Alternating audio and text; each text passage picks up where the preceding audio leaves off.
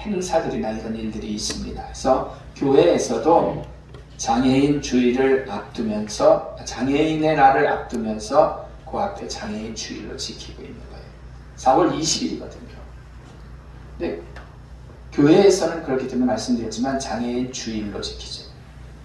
여러분, 전 세계적으로 국제보건기구나 우리나라의 통계만 보더라도 장애인의 숫자는 사실 뭐 아프리카 저 구석에 가서 사람 다 파악하지는 못했지만 학자들의 견해에 의하면은 한 10% 정도 넘을 거라고 얘기를 해요.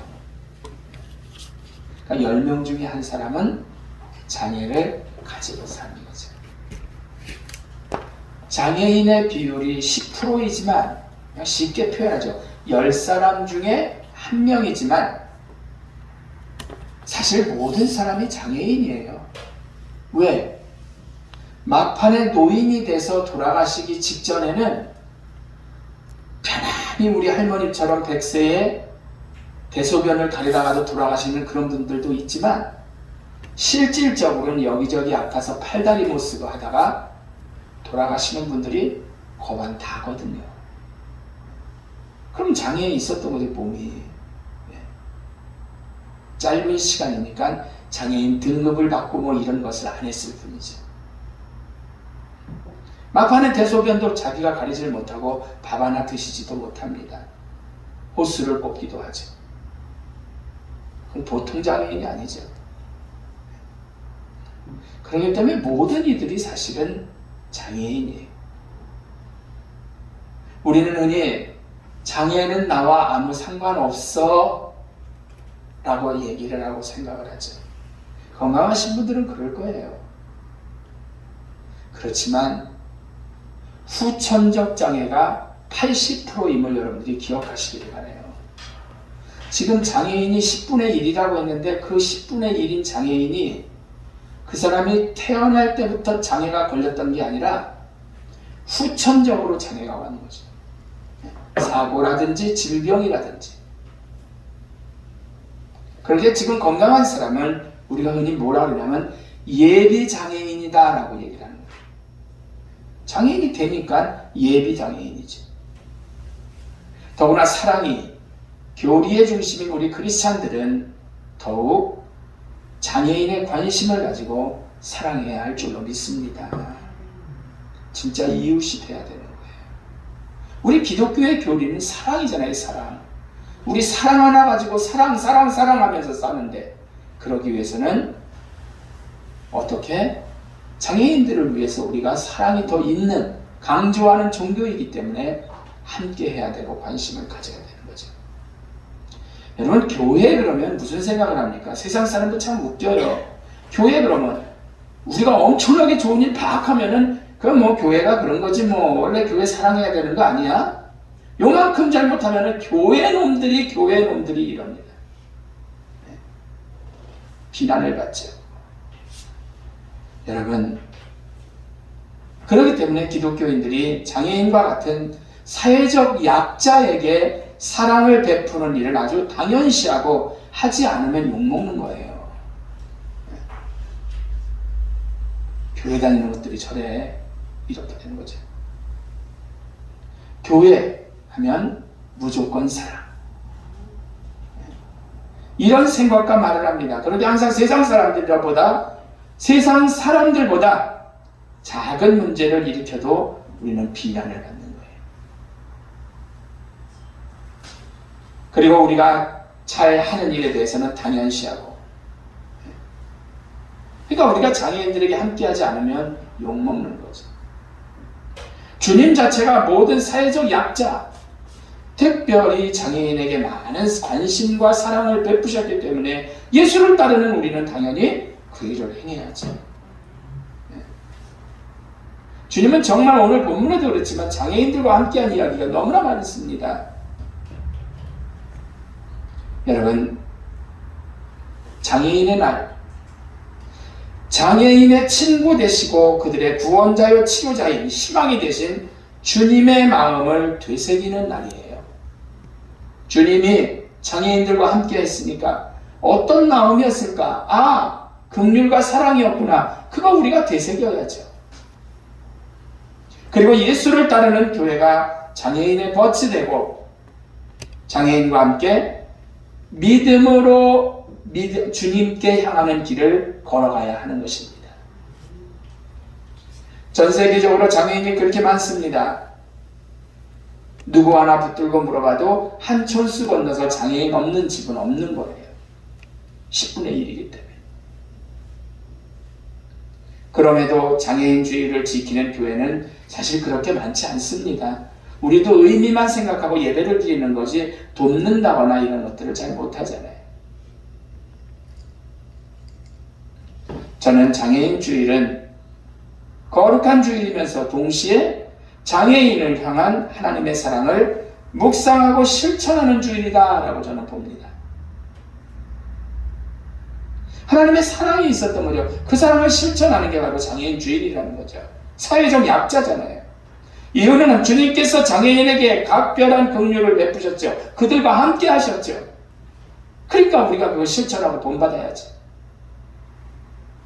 그러므로 우리 성도들은 장애인 주일이라는 이런 이름만 걸어놓지 말고 모양만 내서도 안 되는 것입니다.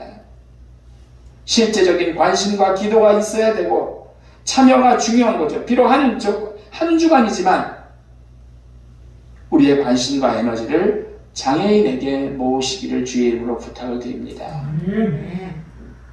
22절 보시면은 예수께서 온 갈릴리와 두루 다니며 저희 회당에서 가르치시며 천국 복음을 전파하시며 백성 중에 모든 병과 모든 악한 것을 고치시니 그의 소문이 온 수리아에 퍼진지라. 사람들이 모든 앓는 자 곧 각색병과 고통에 걸린 자 귀신 들린 자 간질하는 자 중풍병자를 데려오니 저희를 고치시더라. 할렐루야. 주님이 진짜 병자들과 함께 했어요. 오는 것을 거부하지 않았다는 거죠. 그리고 그들을 직접 찾습니다. 예수님의 처음 사역을 시작하실 때 장애인을 위한 사역이 핵심 사역이었다라는 것을 아는 사람은 그렇게 많지를 않아요. 그러나 우리가 성경을 보면 예수님은 비장애인을 위해서 복음 전하고 사역하고 나서 시간이 남으니까 자기들이 그래도 생계를 누리는 그런 돈이 남으니까 그 다음으로 장애인 선교를 했다라고 생각한다라면 그건 X라는 거죠. 장애인이 먼저였어요. 그러나 우리가 성경을 보면 분명히 그러한 것들을 말씀해주고 있죠. 심지어 장애인을 의도적으로 찾아가기도 하셨던 주님을 우리가 볼 수가 있습니다. 우리는 사랑을 가져야 돼요. 기독교의 교리, 우리의 선생인 예수 그리스도의 자체가 사랑이었기 때문에 장애인은 나와 다르다 여기면 동정이 생겨버려요. 나와 달라, 팔도 이렇게 막 돌아갔네 라고 한다면 동정이 생기는 거예요. 나와 달라. 동정은 사랑이 아니에요. 우리 착각하면 안 돼요. 동정이 어떻게 사랑이에요? 불쌍히 여기는 거잖아요, 그냥.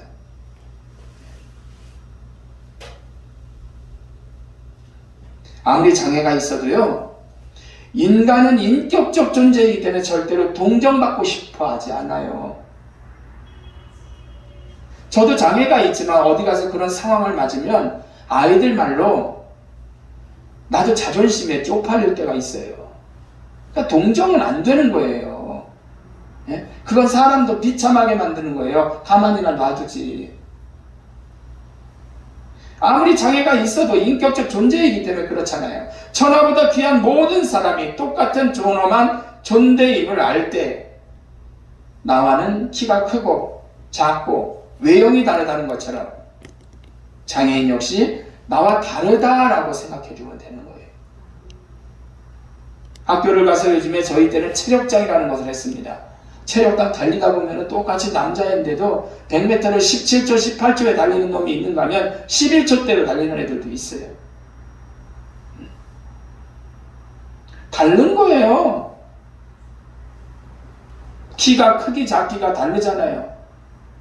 김재원 집사님 홀쭉하게 저렇게 크신데 난 작잖아요.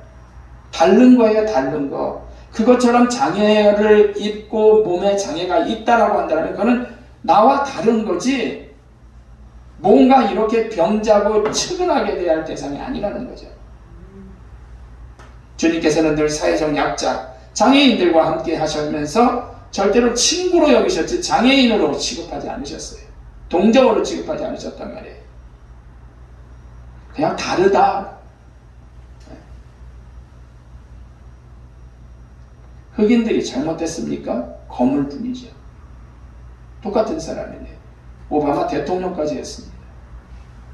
주님께서 우리 죄 위에 십자가에 달려 돌아가셨다가 3일 만에 부활하신 일은 아프지 않은 사람들만을 위해서 그렇게 죽으셨다 살아나셔서 속죄를 주신 게 아니라 장애인을 위해서도 똑같이 하시기 위해서 오셨다는 거죠.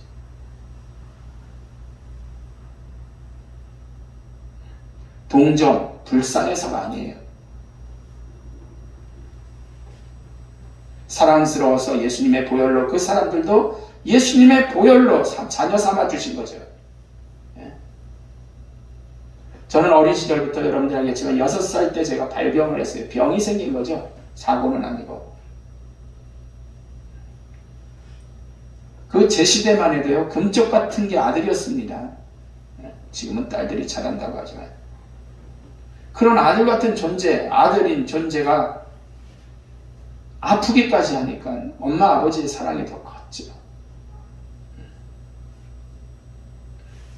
근데 우리 엄마 아버지는 병에 있어서는 나를 신경 쓰셨지만 사남매 똑같이 키우셨어요. 마찬가지로 주님께서도 편견이 아니고 동정이 아닌 똑같은 사랑으로 장애인이기에 각별한 사랑을 하신 줄로 믿습니다. 그렇게 우리 믿는 이들은 이런 주님의 마음을 바로 알고 장애인에게도 취할 바를 알아야 되는 거예요. 요즘에 공익광고에 장애인에 대한 배려 많이 나오더라고요. 사랑하는 성도 여러분, 편견을 버리시기를 축원합니다. 오늘 제가 이거 못 믿겨서 찾아봤거든요. 설교문 쓰다가 예화는 가져왔는데 이게 진짜인가 하고 검색해봤는데 우리 김재원 집사님은 워낙 똑똑하시니까 루즈벨트 대통령이 몇 선 하셨는지 아세요? 혹시 잘 모르겠어요? 4선을 했더라고요. 이야. 더군다나 어떤 다리도 못 쓰고 휠체어 타는 사람이. 대단하지 않아요? 그런 대통령을 밀어주는 미국도 대단하고 난 놀랐어요. 프랭클린 루즈벨트가 1945년 고쯤 때예요. 아주 이렇게 탁월한 대통령으로 소아마비였죠. 처음에는 미국 대통령으로 평가를 받았어요. 1920년에 미국의 경제 대공황, 아주 나라가 IMF처럼 망하는 거죠. 미국인들이 사로잡혀 있을 때 그들에게 비전과 용기를 심어준 사람이거든요. 네? 그리고 그 위기를 돌파할 수 있도록 추진력을 가졌던 그런 사람이죠. 그러나 루즈벨트는 개인적으로 두려움과 싸워야 됐어요. 자기만의 두려움이 있어요. 뭔데? 20년 대통령 선거에서 대통령 후보로 지명이 되었지만 깨졌거든요. 1920년에. 졌어요. 대통령 나갔다가. 설상가상으로 그 다음에 여름 별장에서 찬물에 빠져가지고 하반신 불순이 돼요. 치명적인 장애를 입죠. 쇠붙이로 받침대를 만들어 다리에 붙이고 휠체어를 타고 다니는 거죠. 옷도 자기 손으로 입지 못하고 두 다리도 쓸 수 없죠. 모두가 정치 생명은 끝났다라고 얘기했어요. 그러나 그의 곁에서는 사랑하는 아내 엘레나가 있었어요. 어느 날 루즈벨트가 엘레나에게 물었습니다. 내가 이런 불구가 되었는데 지금도 당신 나를 사랑하고?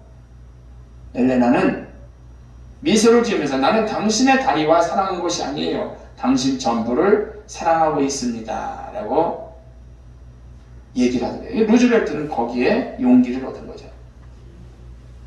다시 도전하여서 대통령이 되었고 경제공황을 수습했고 미국의 역대 4번에 걸쳐 대통령을 지낸 사람이에요. 그의 곁에는 두려울 때 용기를 주는 아내가 있어서 그랬던 거죠. 사랑하는 성도 여러분, 우리 크리스찬은 루리벨트의 아내 같은 이들이 되어야 됩니다. 친구처럼, 주님처럼 친구가 되어줘야 되는 거예요. 장애인에게는요. 이런 날이 있을 때 이 세상은 더 밝은 세상, 아름다운 세상이 될 줄로 믿습니다. 똑같은 하나님의 자녀이니까 기도합니다. 하나님 감사합니다. 저희들